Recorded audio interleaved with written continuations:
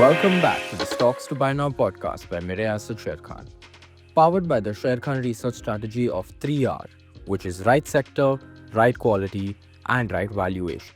Today, we have an update on Cummins India.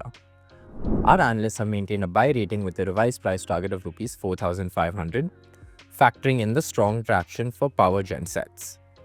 Cummins is experiencing a broad-based demand revival in power gen segment from across sectors such as real estate, manufacturing, hospitals, data centers, etc.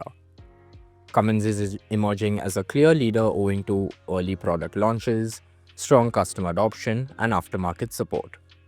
While the CPCB IV Plus volumes are currently tracking at 80 to 85% of CPCB2 levels, prices have largely held firm.